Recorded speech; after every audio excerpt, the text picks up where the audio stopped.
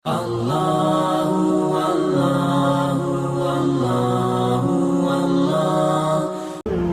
dibutuhkan dari Anda sebagai seorang muslimah, ini kebutuhan dasar, mencetak kader-kader ulama di rumah Anda. Itu yang dibutuhkan. Buat anak-anak Anda hafal Al-Quran, belum menikah, cari orang saleh. Itu. Saya bukan membatasi ya.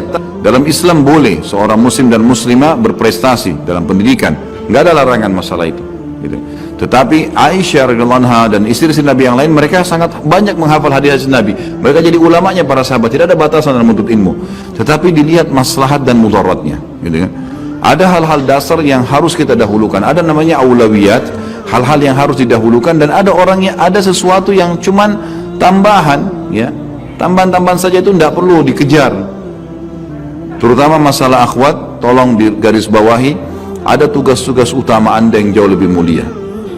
Nabi SAW menekankan untuk berumah tangga. Kata Nabi SAW, wanita manapun yang sholat 5 waktu, tidak disebutkan sunnahnya. Puasa Ramadan, tidak disebutkan puasa sunnahnya. Dan melayani, mentaati suaminya pada hal yang ma'ruf. Pada saat meninggal disuruh, dibolehkan memilih dari 8 pintu surga yang mana dia mau. Pintu ke-8 itu, tidak ke-100 namanya Firdaus. Laki-laki harus 4 golongan. Nabi-nabi, syuhada, siddiq, dan orang saleh. Nabi-nabi ini saya sama teman-teman sudah nggak bakal bisa dapat, gitu kan? Mustahil. Orang-orang syuhada harus hadir di medan perang, dibacok sama musuh, dibunuh, bisa hancur badannya. Ini juga butuh keberanian. Siddiq, dari sekian banyak sahabat yang dapat julukan Siddiq berapa orang? Abu Bakar radhiyallahu anhu. Semua insya Allah bisa derajat Siddiq, tapi dapat gelar predikat ini cuma 1 orang.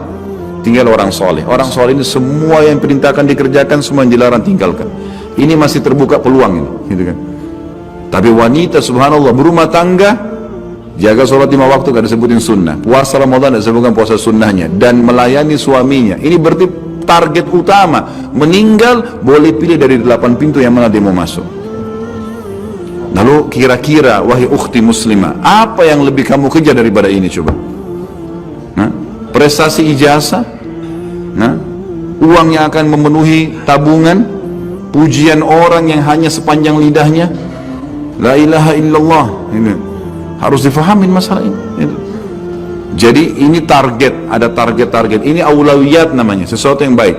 Berapa banyak ulama yang lahir di tangan seorang ibu yang solehah, gitu kan? Gitu kan? Lahirnya Isa alaihissalam, seorang nabi dari seorang Maryam, Maryam yang tidak pernah keluar rumahnya kecuali dalam keadaan darurat. Sampai kalau Maryam keluar, semua orang situ tahu, oh ini Maryam keluar, karena jarangnya keluar. Dan saking tidak pernah keluar, hafal Taurat, baca selalu, sampai di mihrabnya datang makanan dari langit. Memang seperti itu, gitu ya. Kalau keluar malah terjadi banyak fitnah, banyak ini, banyak itu, maka harus pikir mana aulawiyat. Jangan pernah anggap remeh itu ngurus rumah, ngurus suami, ngurus anak, berarti itu hal yang kecil. Oh, tidak dipuji di masyarakat. Tidak usah pusing dengan perkataan manusia. Yang penting Tuhanmu, bagaimana Allah subhanahu wa ta'ala, itu yang penting. Dan pada saat meninggal tidak ada lagi, teman-teman itu akan ikut.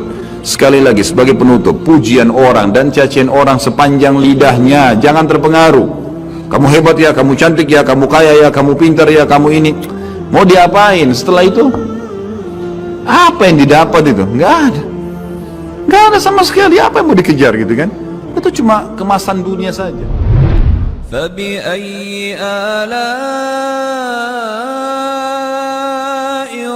ربكما تكذبان رب المشرقين ورب المغربين فبأي آلاء ربكما تكذبان. Mari kita sama-sama selalu follow dan juga tentu lakukan pada semua channel-channel dakwah yang baik yang menyebarkan agama Allah Subhanahu wa taala, karena hak itu kebenaran bila dijunjung tinggi dan dipertahankan tentu batil akan hilang.